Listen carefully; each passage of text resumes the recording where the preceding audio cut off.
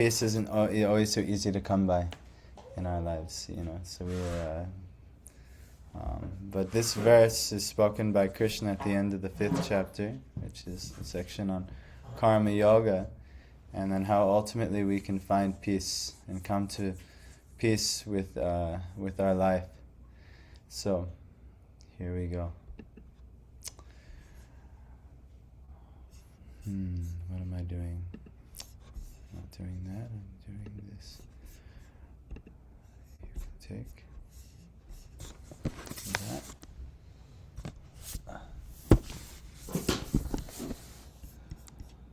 Om Namo Bhagavate Vasudevaya. Om Namo Bhagavate Vasudevaya. Om Namo Bhagavate Vasudevaya. Om Namo Bhagavate Vasudevaya. Om Jnana-timirandasya Jnananjana Shalakaya Chakshun Militam Yena Tasmai Shri Gurave Namaha. Shri Chaitanya Mano Bhishtam Sthapitam Yena Bhutale Swayam Rupa Kadamayam Gadati Swapadantikam Vandeham Shri Guru Shri Yuta Padakamalam Shri Gurun Vaishnavangscha Shri Rupam Sagrajatam Sahagana Raghunathan Vitam Tam Sajivam Sarvetam Savadhutam Parijana Sahitam Krishna Chaitanya Devan Shri Radha Krishna Padan Sahagana Lalita Shri Vishakhan Vitanscha He Krishna Karuna Sindhu Dinabandho Jagatpate Gopesha Gopika Kanta Radha Kanta Namostite Tapta Kanchana Gaurangi Radhe Vrindavaneshwari Vrishabhanusute Devi Pranamami Hari Priye Vanchakalpatarubhyascha Kripa Sindhubhya Evacha Patitanang Pavanebhyo Vaishnavebhyo Namo Namaha Jaya Shri Krishna Chaitanya Prabhu Nityananda Shri Advaita Gadadhara Shivasadi Gaura Bhakta Vrinda Hare Krishna Krishna Krishna Hare Hare Hare Rama Rama Rama Hare Hare Namo Vishnu Padaya Krishna Pristaya Bhutale Srimate Bhaktivedanta Swamini Namine Namaste Saraswati Devi Gauravani Pracharine Nirvishesha Shunyavadi Paschatya Deshatarine.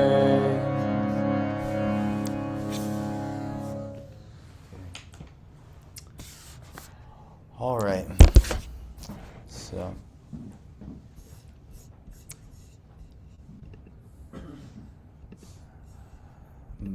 Bhagavad Gita, chapter 5, text 29. Chapter is Karma Yoga, or action in Krishna consciousness, and it's the last verse of the chapter. So Bhoktarang Yagya Tapasang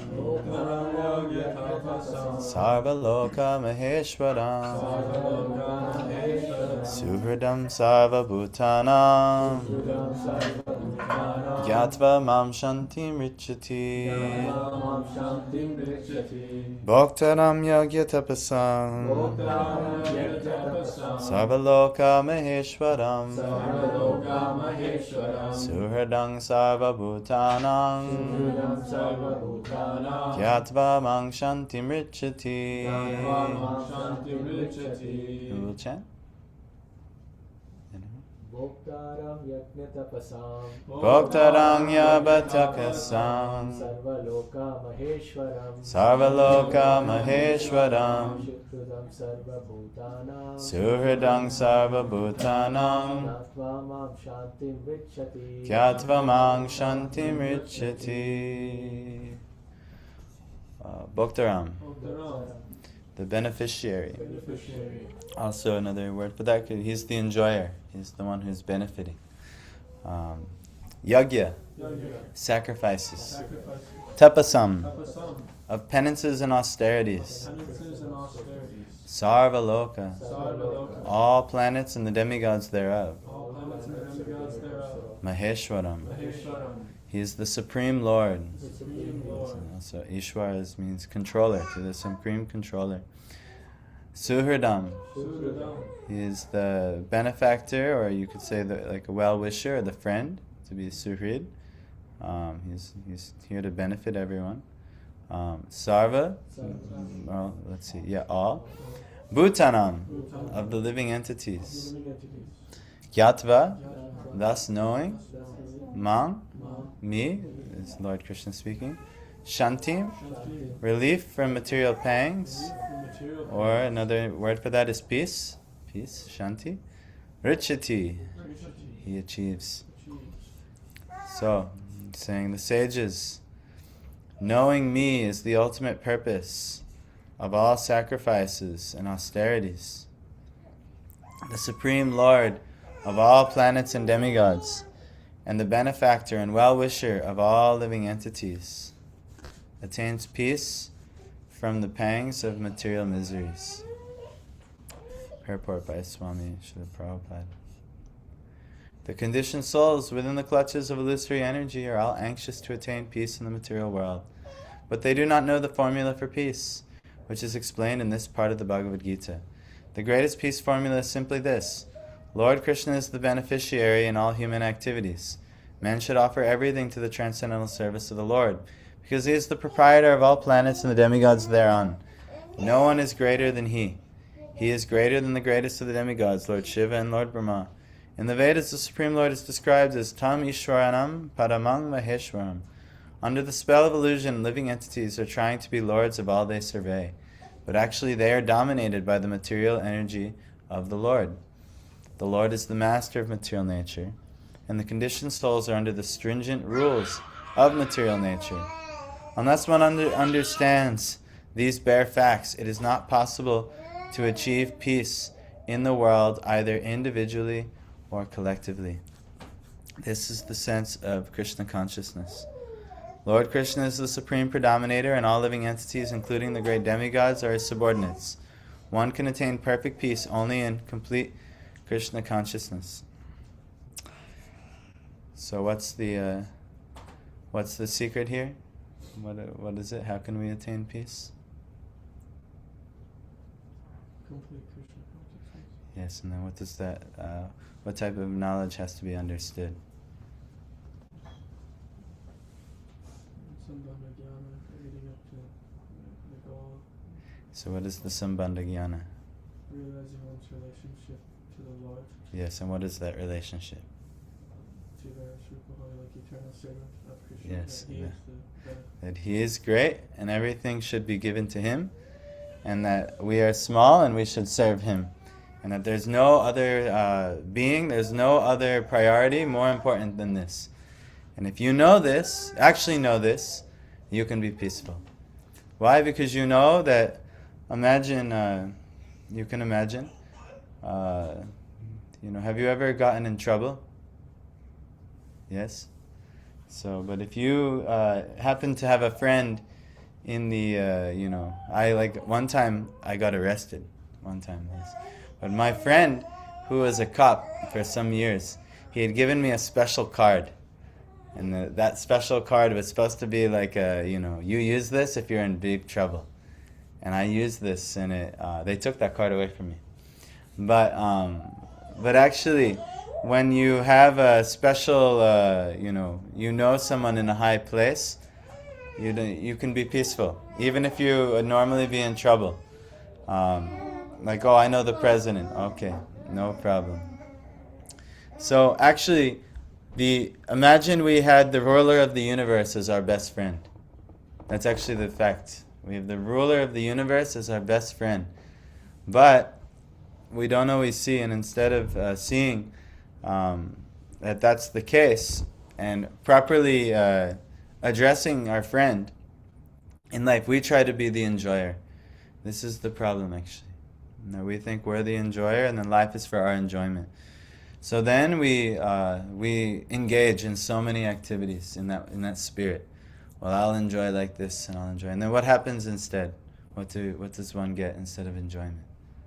Suffering. Yeah, you get dukhalayam and ashashvatam, because everything here is temporary, and it is miserable actually by nature. By engaging with the senses doesn't mean happiness. It actually means a lack of happiness. Like when you taste something really good, it always leaves you longing for more. When you feel something feels very good in the material world, it always leaves you longing for more.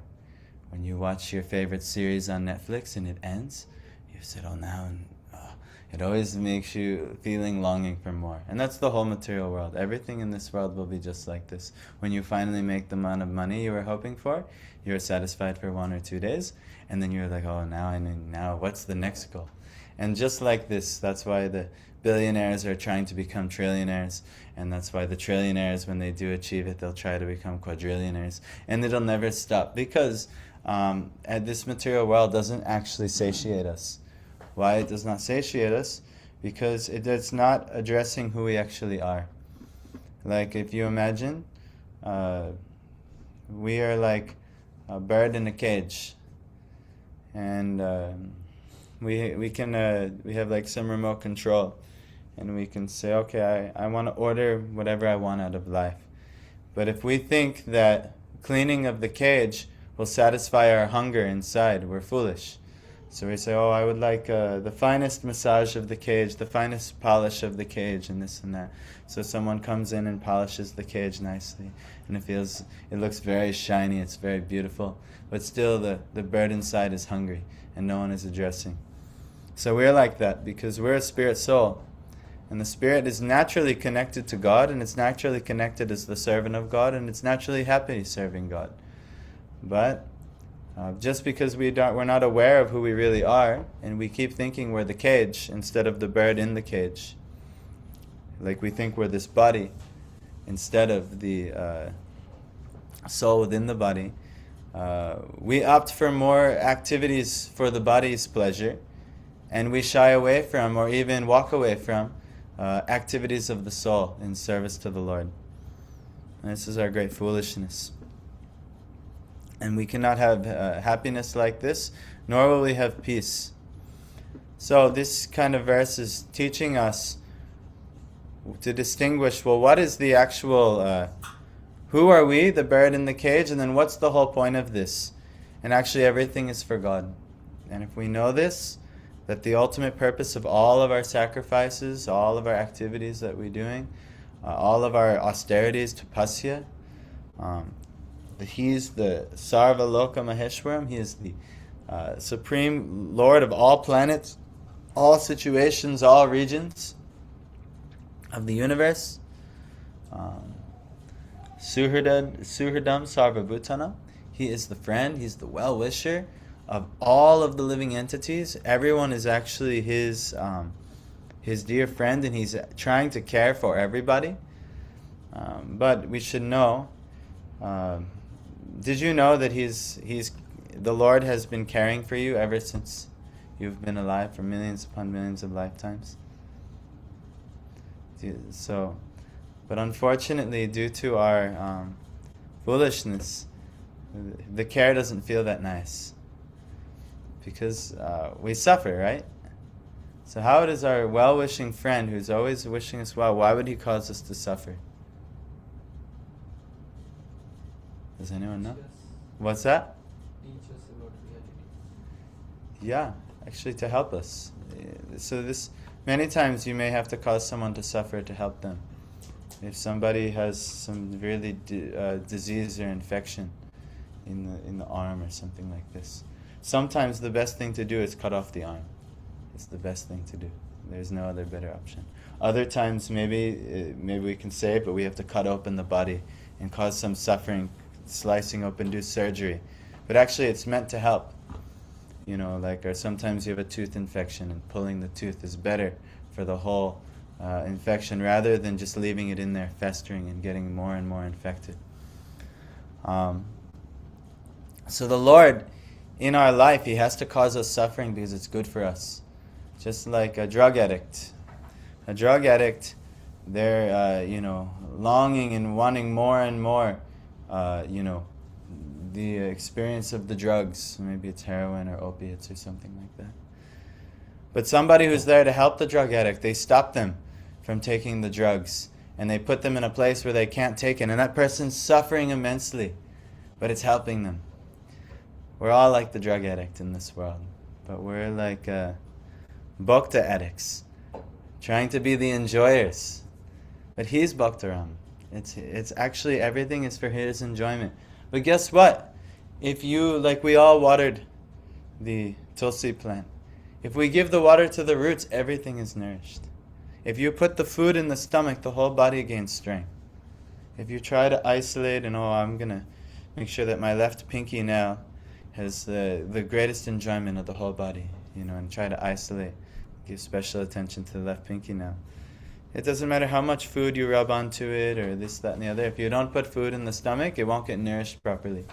So similarly, if we don't give enjoyment to the Lord and we try to selfishly procure our own enjoyment, we'll not enjoy anymore. Actually, we'll enjoy less because the selfish people tend to enjoy less than people who are less selfish. And on top of that, we will completely misunderstand life. So this is what's happening. Let's see if Prabhupada, one more paragraph here, can be nice. This 5th chapter is a practical explanation of Krishna consciousness, generally known as Karma Yoga.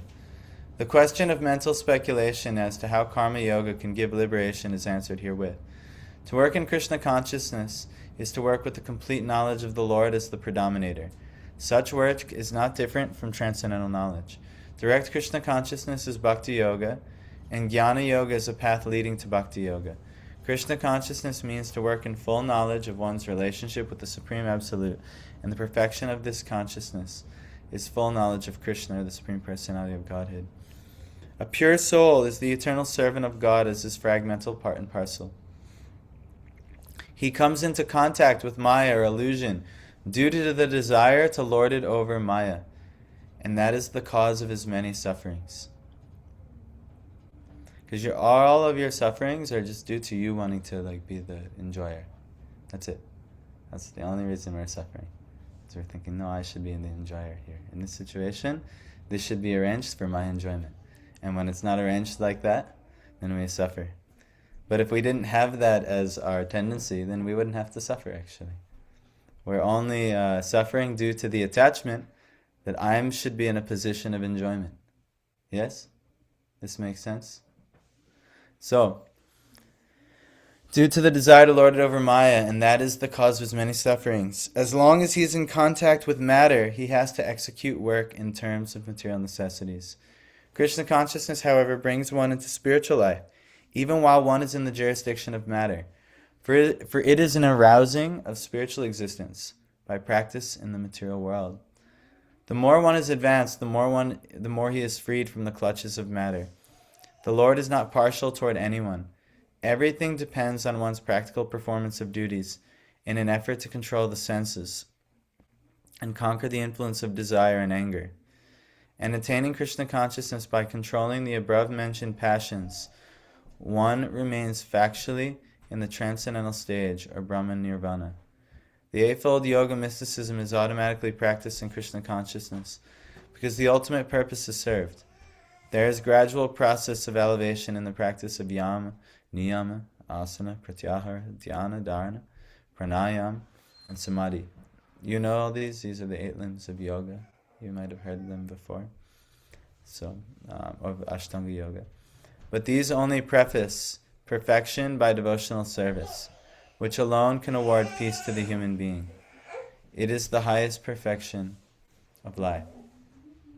So,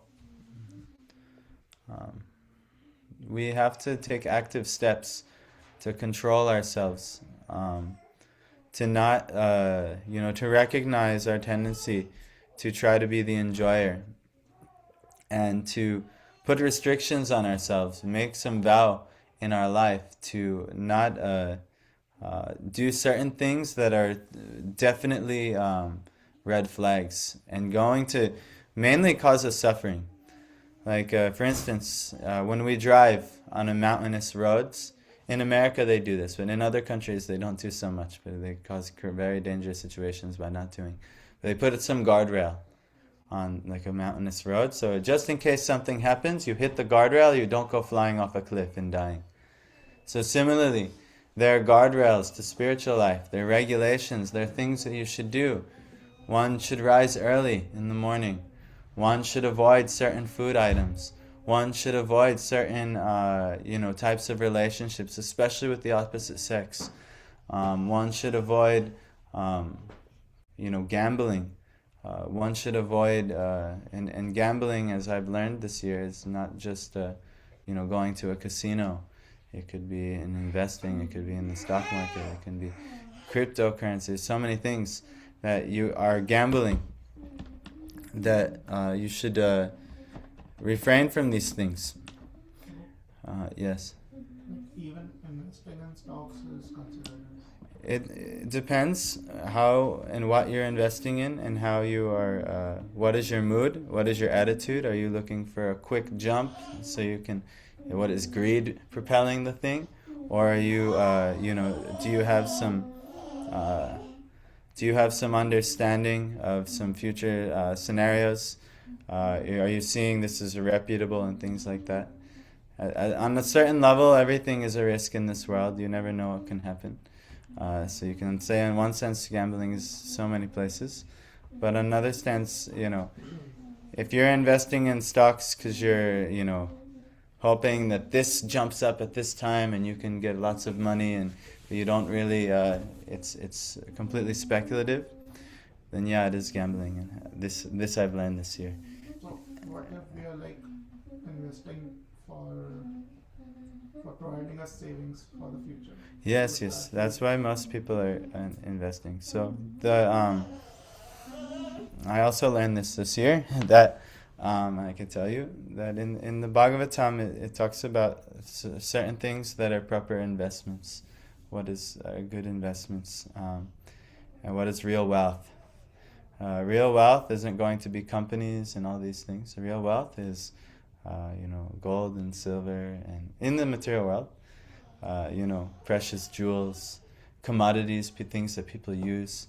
You could even say if a stock is valuable, it's a company that's rendering the greatest amount of service. So if you invest in a company that's rendering a service to the society, this will be valuable. So this is real wealth, and if you wanted to invest, these are the things you invest in. But what I wouldn't recommend investing in are like meme coins or something like that. Yeah, that something could happen. It goes up to the moon and then drops down, and then you lost all your money. Something like this. Trust me. I was thinking of maybe investing in future in gold and stuff like Yeah, you can. Also with investing, when I learned it's also time. Time will eventually work it out nicely, because it might go up and down very soon, but time will eventually, if it's a good investment, it will be fruitful. But you have to be, there's certain guardrails. It should be like Google is a very reputable company. They're providing so many services for the world. It's only expanding more and more. I've used Google about 10-15 times today already. So it's good chance it's a good investment. That they're only going to grow like that. So this is not a gamble, but if you're let's say Google was working with some company and it looks like they could they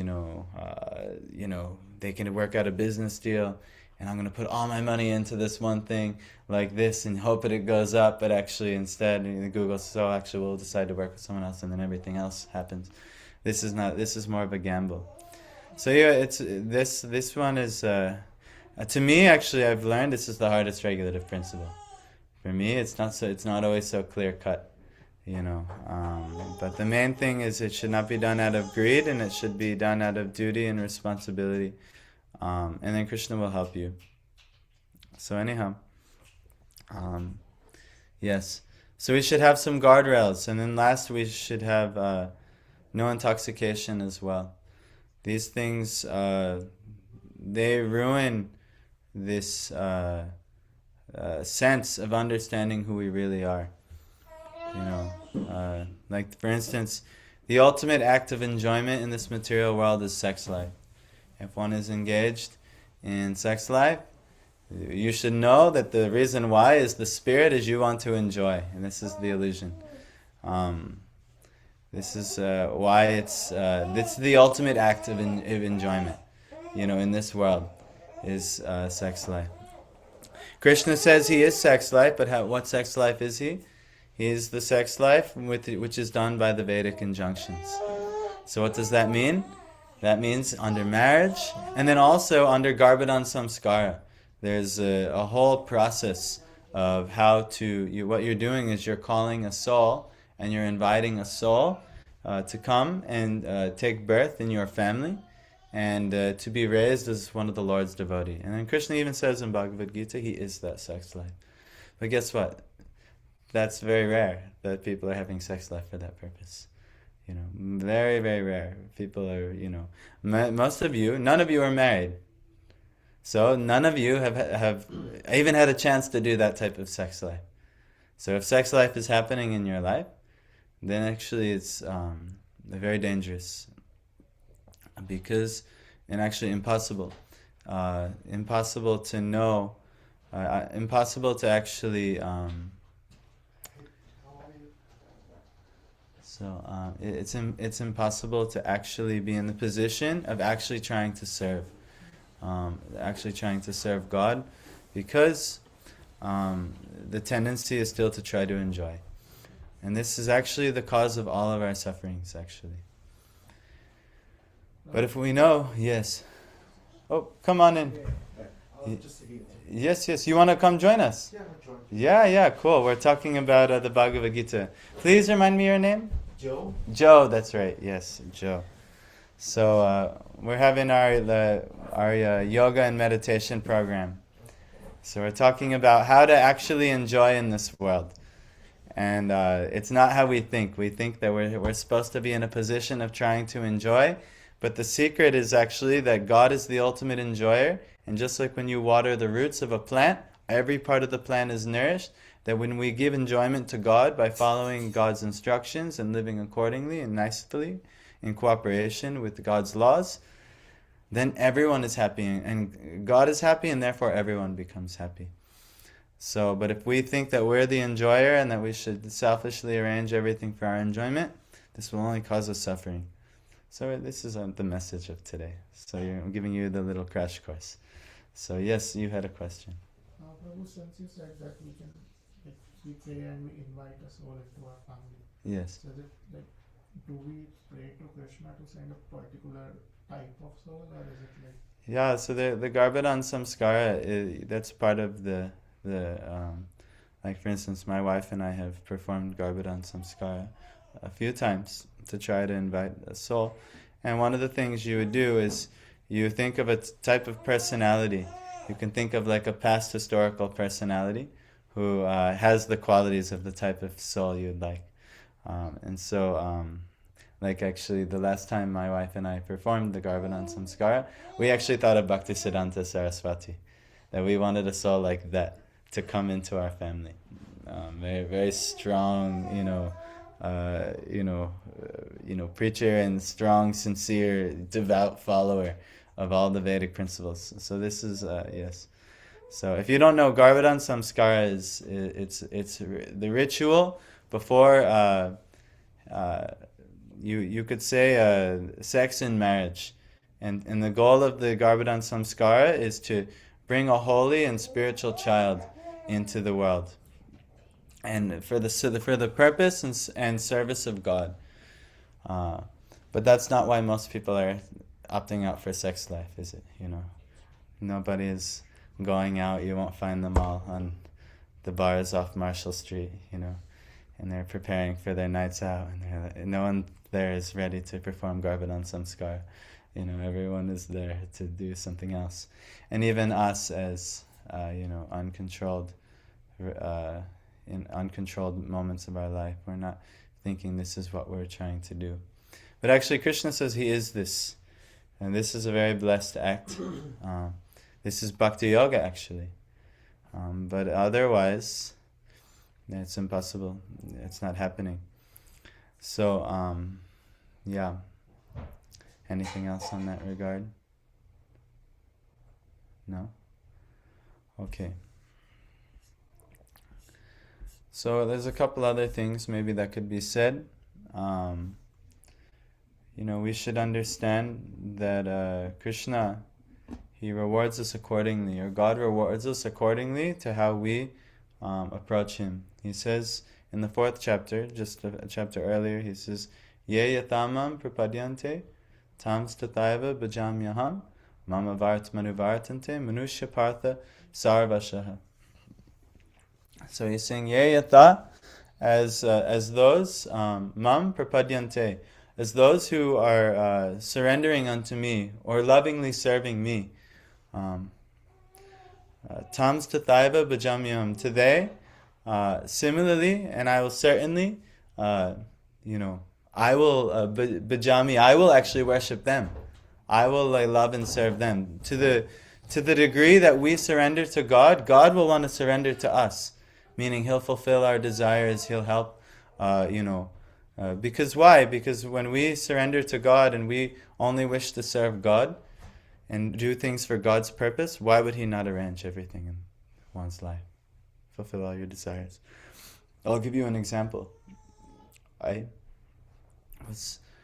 I'm not very surrendered to God. If I was, then my life would feel so much more pleasant. But I'm in the process. And I was doing some worship the other morning. And in the midst of my worship, I was thinking that, I'm feeling very bad that I haven't, these deities aren't properly installed properly. There's a proper installation ceremony. And the main thing is that there's a saint who actually carries the Lord with them in their heart, is supposed to install the deity, and then he'll invite the Lord to come and take his place in the Murti form on the altar, and when you worship him every day, then the Lord will be present to those who worship.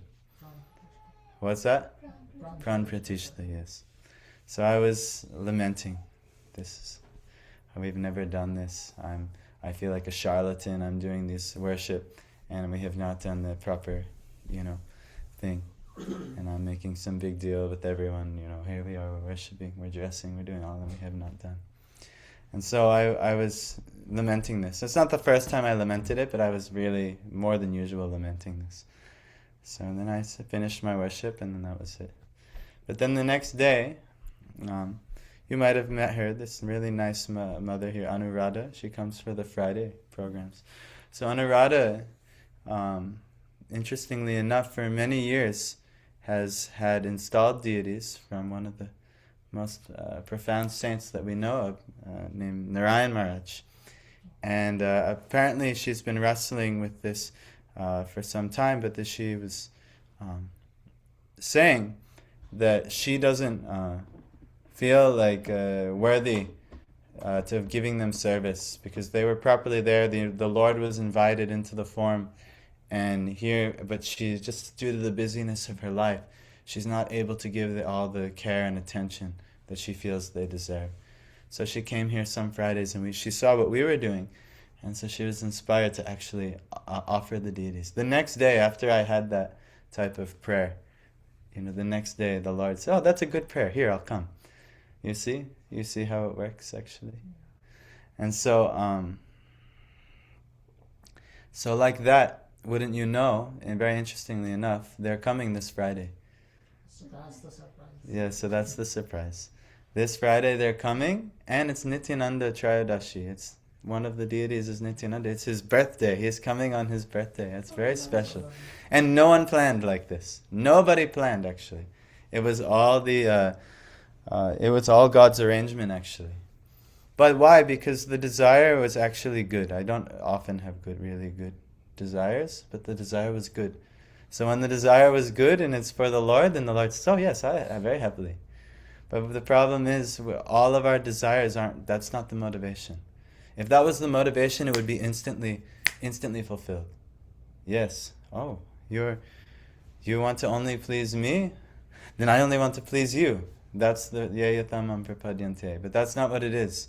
We're worshipping the Lord because we want some material thing. I know people, they might spend many years worshipping the Lord, and they'll just be happy when some material thing comes. Some job comes, some lady or man comes, some opportunity, and then they say, okay, I don't need to worship the Lord anymore, or I'll take a break, or I'll reduce. But this is, it's a shame, actually, that we could be in such a position, and that's our relationship with the Lord. And for many years, I also, had an insincere relationship. We're not in it for the daily bread, as like a Christian might say. We're not in it for the daily bread. We're not in it for the bread. We're not here to worship the Lord because we think the Lord will benefit our life and give us more enjoyment. That's natural, actually. Those who worship God get enjoyment, but why do they get enjoyment? Because they want to give enjoyment to God. So if you want to give enjoyment to God, you get enjoyment by nature. But if you're trying to arrange life for your own enjoyment, then you just get more suffering instead. And that's why the people of this world are suffering.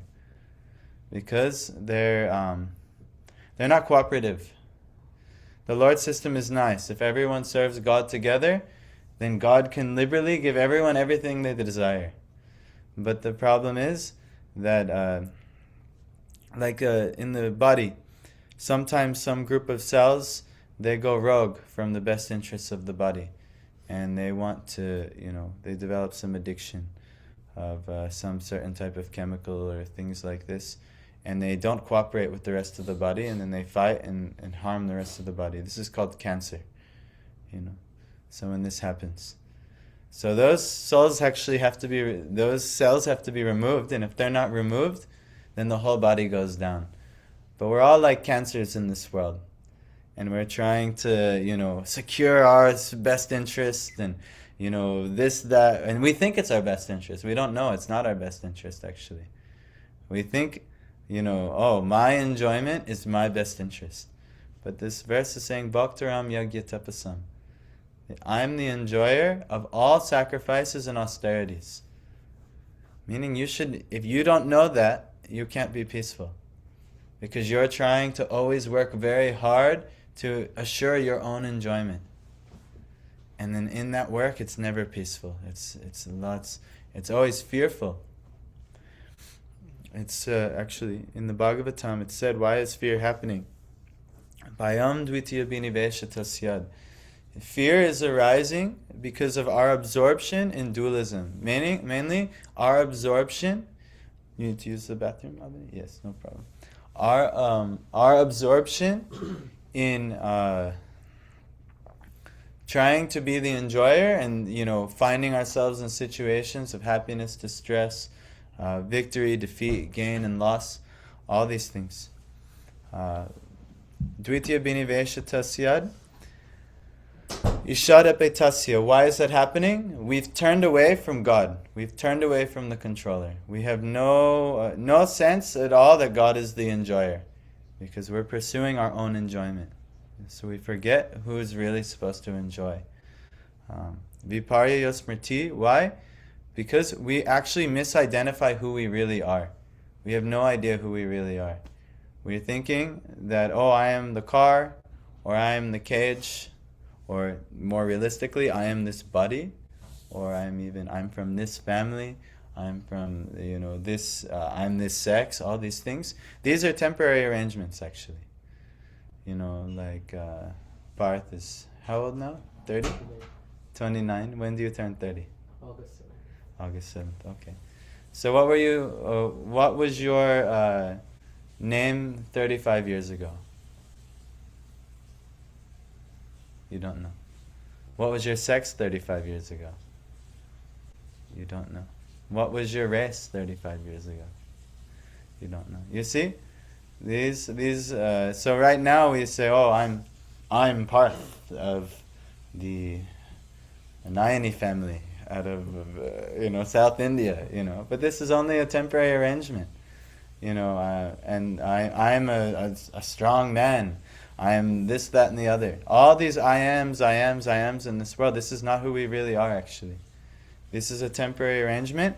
It wasn't true before this body took birth, and it won't be true after this body is left.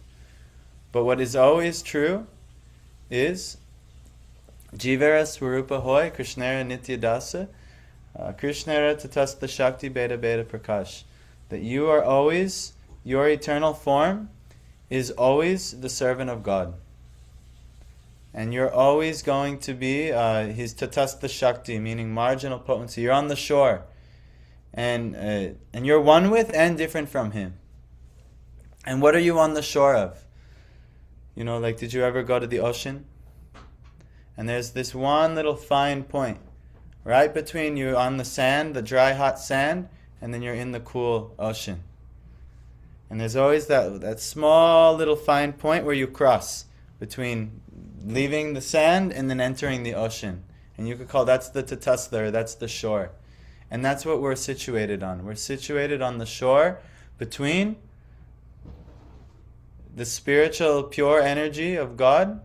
You could say that's the ocean, and then the dry, hot, barren land of this material enjoyment. And we can go any which way. Whichever one we want to associate with, we associate.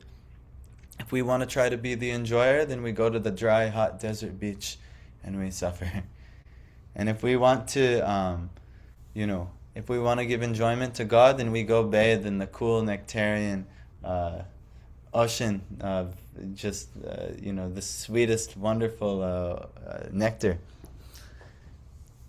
So this is what we have to do.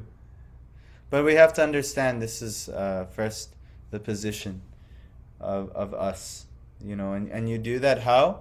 By you study what is God's instructions for the world. That's what we're studying. Bhagavad Gita is the song of God, and it's God's instructions for man.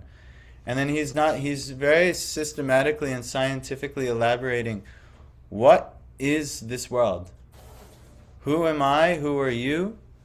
What is karma, and what are the actions and reactions you're going to get in this world? What's kala? What's time?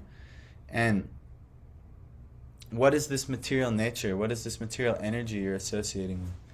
And if you know all these things, then you'll actually turn to God. If you actually know these things. If you actually see Krishna's presentation by studying Bhagavad Gita, just like Arjuna, he gave Arjuna his presentation.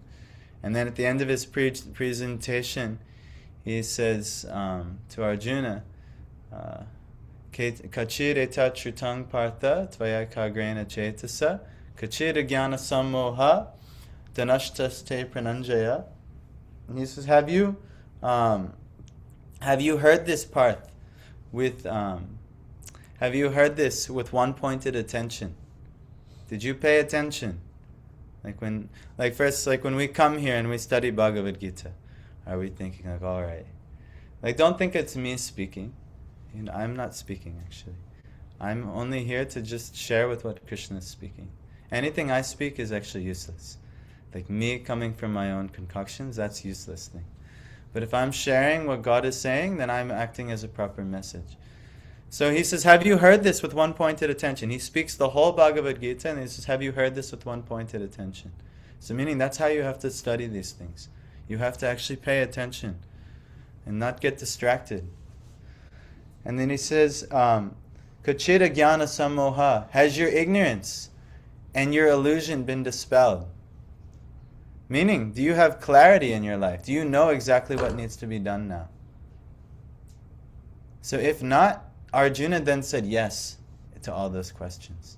But if you're feeling a lack of clarity, if you're feeling that you're illusion and you don't know what to do, you have to go back and study. Because you didn't hear with one pointed attention. So that should be all of our goal, to hear very much with one pointed attention. And when you hear with one pointed attention, you'll know exactly what to do. You'll know what to do. So, anyway, I think I'll stop there. Any, yes, Avani? What do you mean you know what to do? So, when at the beginning of Bhagavad Gita, Arjuna, he had a problem where he said, Karpanya dosho pahatas vabhava prichchami tvam dharma samudha chetaha yashtreya nishtitam bruhitan me shishyashteham shadimam tvam prapanam. Where he was saying that he's overcome by weakness and misery in life. And he's asking Krishna to, he's bewildered as to what his duty is. So meaning, people are going about their life and they don't exactly know, what is it I should be doing? They just think like, well, maybe I'll try this today. Or maybe I'll try this. Like imagine, you're like in the dark with your eyes closed and you think, well, maybe if I swing this way, I'll catch something good today. But this is not a good, But this is what we're doing. We're just trying to, well, maybe I'll try this, so maybe I'll try this. And we think we'll be happy, but it's never worked before. We've always tried for happiness. Everything everybody has ever done has been to be happy. But then they never find it. Why? Because they're with their eyes closed. So Arjuna, he's saying, Dharma samudha chetaha. I'm bewildered. My mind is bewildered with my dharma. So he's saying, please tell me that which is auspicious, that which will certainly guarantee my auspiciousness. Please tell me that. And then he says, Shishyashteham shadimam tvam prapanam. I am your disciple, and I'm what does shadi mean? Yeah. Is that what does shadi mean though? Yes, I'm trying to figure out. Shishyashteham shadimam tvam prapanam.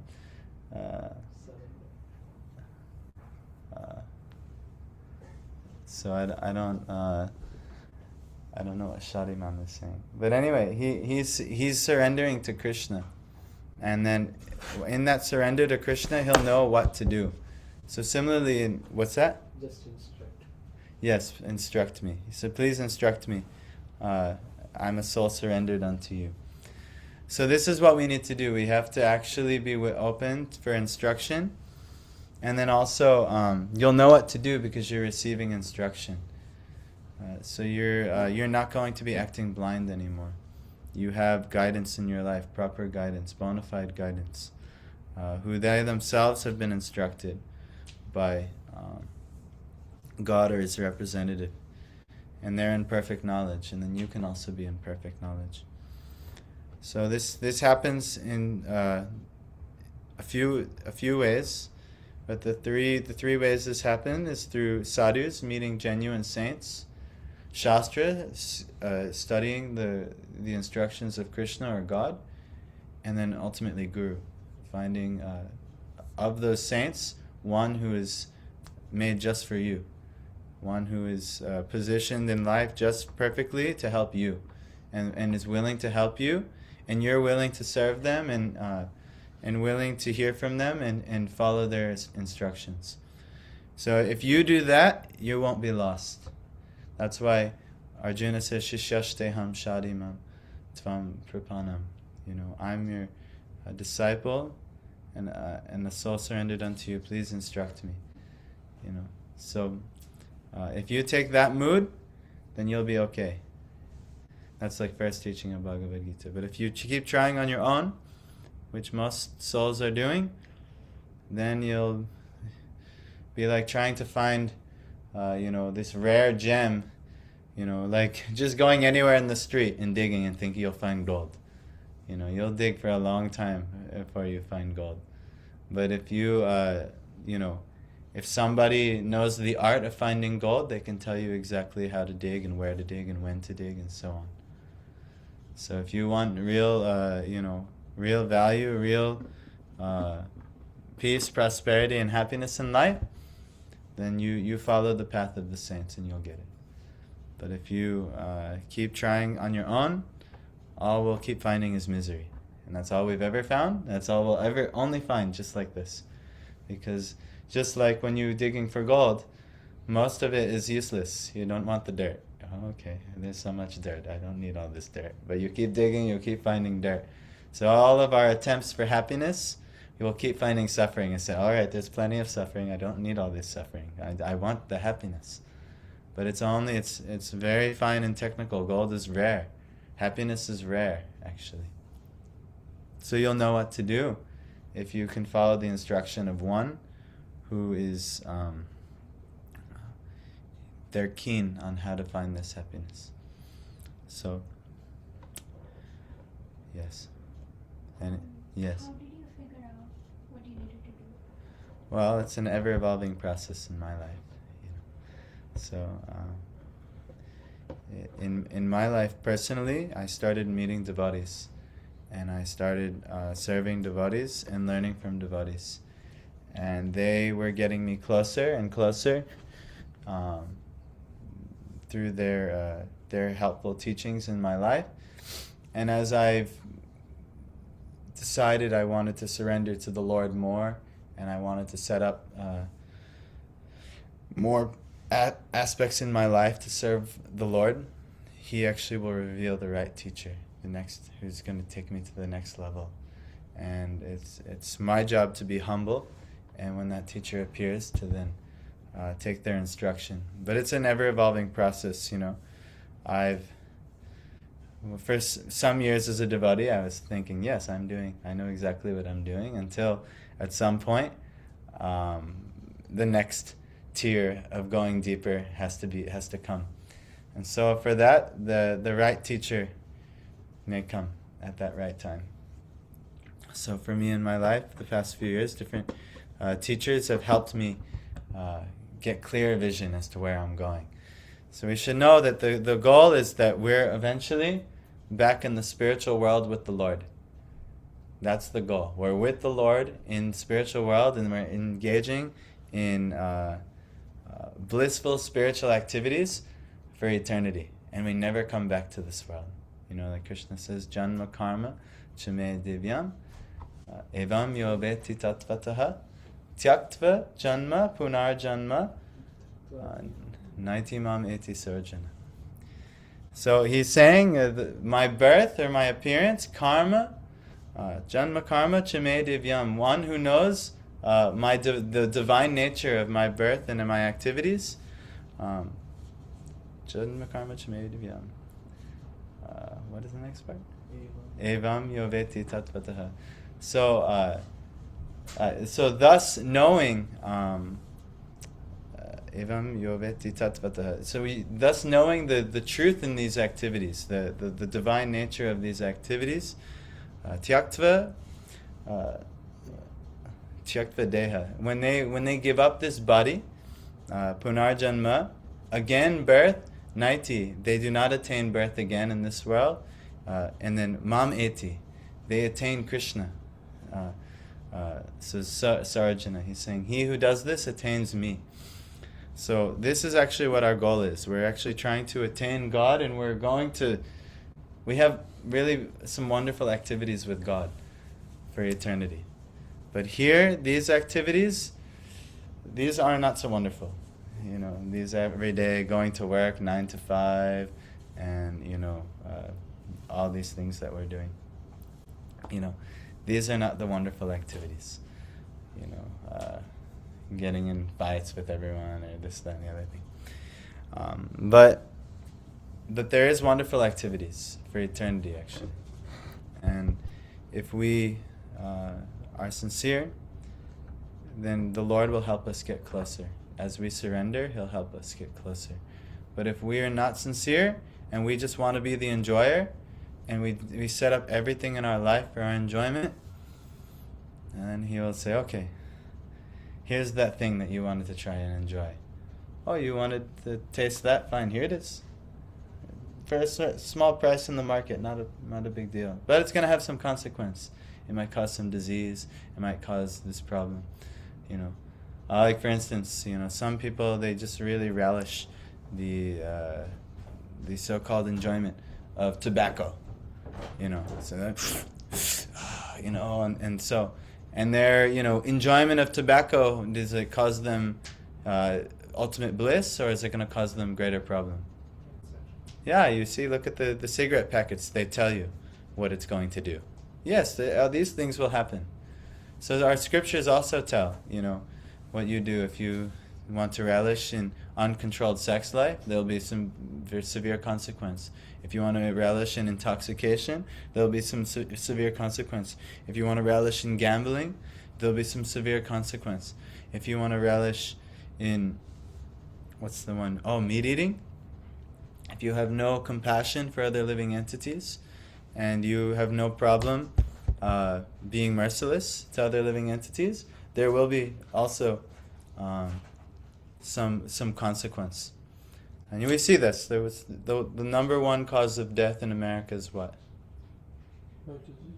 Heart disease. Heart disease can exclusively be avoided for anyone who avoids eating animal flesh and eggs, which also are coming. If you avoid these things, you know the number one cause of death can be, reduced.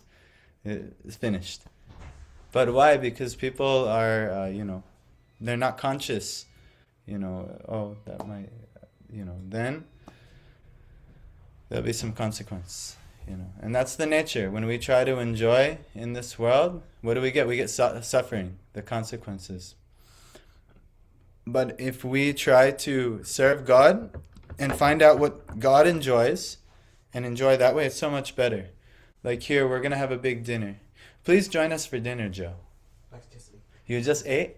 Yeah. Will you take some cake or something, or some sweet? I'm okay, thank you. Yeah, okay, no problem. But anyhow, we're going to have some dinner. And, in the beginning, it might not seem like, all right, well, but after a while, when you're a devotee and you offer to the Lord and then you eat the prasadam, everyone here, we rally around prasadam. Everything is around the kitchen. Sometimes the program on Sunday, there's more people in the kitchen than there are out here, and wanting to learn about the Lord, the Lord.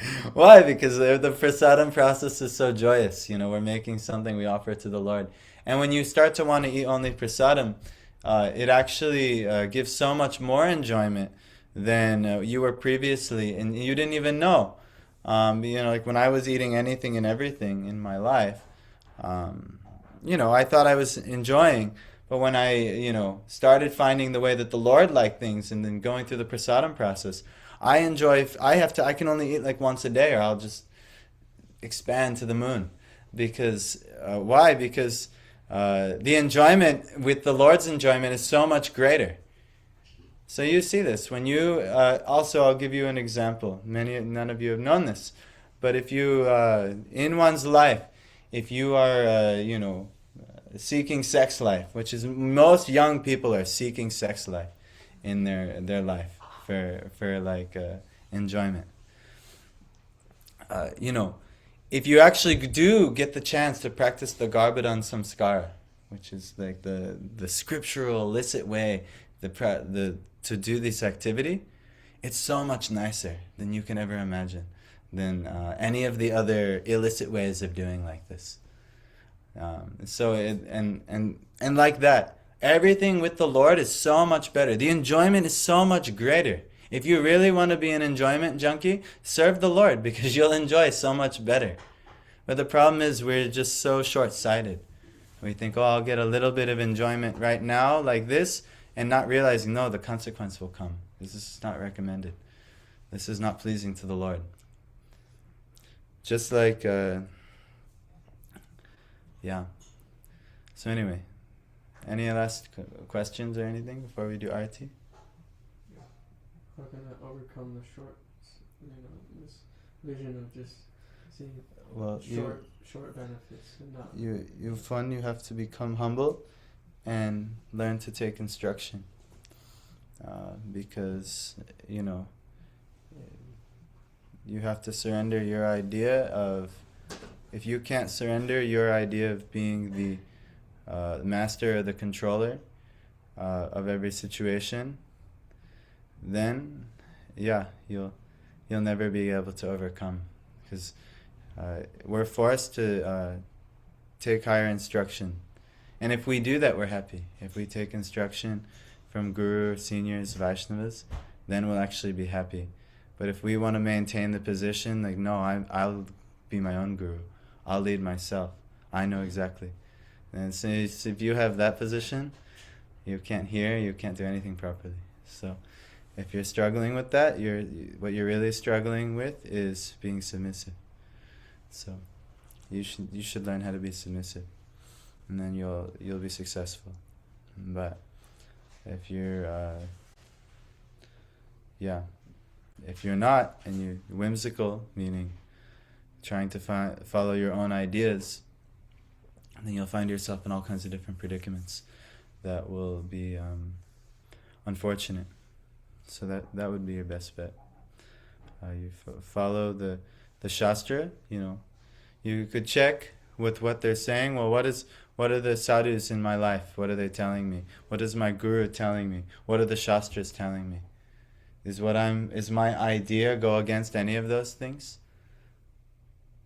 If yes, then you've decided I'll reject the Lord's guidance in my life. I'll reject the scriptures, I'll reject the saints, and I'll reject the saintly, godly people in my life, and I'll reject my teachers, and then I'll do it my own way. What kind of result will you get? A bad result. So if you follow instead, I'm going to hear what the saintly people in my life are saying. I'm going to read the Shastras, I'm going to see what Krishna is saying, and I'm going to listen to what my guru is saying. If you do all those things, you won't have failure.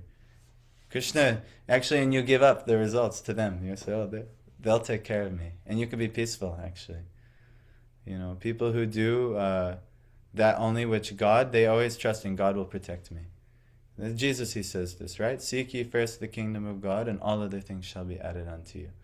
So what do? A true Christian, many people say, oh, I'm Christian, or you say, oh, I'm Krishna conscious. But it's someone who's truly godly. They're seeking, their main goal, their main focus is how I can please God. And they're trusting everything will come. Everything will come. And they see, actually, it'll happen. But if you are whimsical and you say, all right, well, I need to do this, and I have to arrange something like this, and you make all your own plans and all your own arrangements, and you neglect your service to God, which is coming in the form of what are the scriptures saying, what is your guru saying, and what are the saintly people around you saying. And if you reject all those things, then you're saying, well, I'm rejecting you, God, and I'll try to do on my own. It says in the Vishnu Purana that one who says they are my devotee is not my devotee. But one who is the devotee of my devotee, he is my devotee. Meaning that one who thinks that I am a direct servant of God, they're not a direct servant of God. But one who becomes a servant of God, they become the servant of God. Because God wants that you follow their representative or their servant. That's what the whole goal of being a disciple or an apostle or anything is to serve God. And God has his many saints and prophets all across the world in many traditions trying to help people. So if you try to cut them out of the equation and go right to God, God says, no, you cannot cut them out. They're my source of delivering mercy in this world. So you'd never cut them out. And then you'll always know what to do. It'll be easy. It won't be speculative. Oh, I think God told me this. You're sitting there in your meditation. Yes, God definitely told me that I should go see that young girl right now. Yes, God definitely told me. And you see sometimes people act like this, like, oh yes, God is definitely telling me I should kill all of these people. This is craziness actually. But if you have like a teacher who's familiar with the Shastras, can show you in the Shastras what you can do. This is the nature of a guru. He won't just say things and then just say like, oh yes, this is what I think. He says, no, it says in the Shastra, this is what you should focus on. Look, here's the evidence. This is the scriptures. This is what God said at this time. This is what this saint said at this time. He'll show you all the evidence. And then you'll say, yes, I should do like that. But if you still want to just act whimsically, then you want to become your own guru, and then go ahead. But you'll not get a good result like that. You cannot become your own guru. Yes? Any last thing before Arti? Thank you for a very nice class. Yes. I don't know how nice it was. I was feeling a little disoriented tonight. But okay. Okay, so what we'll do, Joe, this may be foreign to you. You feel free. You can stay if you'd like, or you can see it if you'd like. If not, no problem. But we're going to do a ritual where we are going to offer... I'll do like a ceremony, and they'll sing prayer. And the prayer ultimately is chanting what's called the Maha Mantra, and these are names of God. And everyone, when we sing the name of God, it's said to be the best activity that we can do in this life, because we're turning our consciousness, our attention to God. And Jesus says, do you have any Christian background? No, I'm Buddhist. Oh, Buddhism, wonderful. So that was how I started on this meditative path myself, actually. Buddhism is recognizing all of this right conduct and how to properly live in one's life. Maybe what might be left out of the equation is the idea of a personal and all-powerful God governing things. That can be realized, and is realized by much of the population, but it isn't always emphasized in certain traditions and things like that. So anyhow, we'll do a ceremony, and we'll worship. But then the main thing we're doing is we are calling out to God that highest power that we can fathom or recognize right now in our life. And it's an experiment. If you do that, you see, I get a good result like that. So we do that. We do this every day, many times a day. The established practitioners, because we're experiencing something higher is coming from doing this, a higher state of existence than we've known previously, so we continue to do. So when we share this with others, and we also struggle also in our everyday daily practices. We're not like, oh yes, we've reached perfection. No, it's every day is a struggle. It's not easy. Krishna, it's actually so rare to achieve God, actually. It's so rare. There's nothing more hard to achieve in this world than God, actually. Because the whole point of this world is to distract you from God. And He'll say, yes, okay, do you really want me? Here, look at all this money right here. You could just have this. Just step into this position and forget about me all for the most of the time. Here, look at this. Oh, no, look at this beautiful partner over here, Just step over here, spend all your time, babies, and this, that, and the other thing. You could forget about me. You'll get every temptation that you can think of in this world, everything. And you'll get it. But it will never leave you satisfied, actually. And that's God's... that's the role of, you could say, Satan, or in Buddhism, Mara, the temptation. That's the role of it, to test you. Just like you have Madhav is over here trying to get his driver's exam, and he's struggled the first 2 times he took the exam. Why? Because they have different types of tests in arrangements. And if you're not really paying attention fully, or if you're not fully trained up, then you could fail the test. So similarly in spiritual life in this world, we have so many tests, and so it's a yes. Madhav says, yes, I want to get my driver's license. But then when you go through all the obstacles of the test, we might fail. Oh man, I hit this thing, or I did that, I turned down the wrong lane, or this, that, and the other, and then we don't pass the test. So similarly in this life, yes, I'm navigating. I want to attain God. I want to attain God. I want to attain God. Well, here's a 7-figure salary over here. See you later, God. Boom, and then you spend all your time with the 7-figure salary. Or here's a beautiful lady who is says she wants to have all kinds of intimate connections with you. Oh, okay, yes, I'll see you later, God. Like this, and you'll get all of the tests of this world, but you will suffer in every. The 7-figure salary is not going to give you happiness. That beautiful lady is not going to give you happiness. None of the things of this world can give you happiness. Actually, they give you the opposite. They're dukhalayam ashashvatam. They're miserable and temporary. That's the unfortunate thing. Joe is smiling back there. But it's the truth. It's the truth. It's actually miserable and temporary. You're not going to... Nobody who ever has gotten married has ever tell you, yes, I found happiness. I found happiness in marriage. No, it's difficult. It's a very difficult thing. And there's nothing wrong with my wife. And maybe there's not too much wrong with me. But it's just difficult. It's not meant to give you happiness in this world. Nobody who makes all kinds of money, they're going to tell you, yes, this is the secret to happiness. What is the Western axiom? More money means what? Well, they say this one thing. More money means... Oh, you guys are all Indian here, so it's like, more money, more problems. This is a Western saying. Why? Because it's more problems. The more learning how to deal and handle and spend the money, you'll never know. It's like very difficult. And then it hurts even more when you lose the money. I'll give you an example. In my life, I had some good sense to invest in silver some years ago. I don't know if you guys have seen the news that silver is going through the roof. Crazy.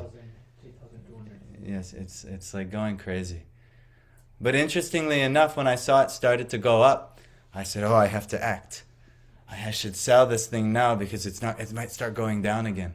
So I sold most of my silver. And I made some profit, and I said, yes, this was good. But now, and over 2 years, I did it.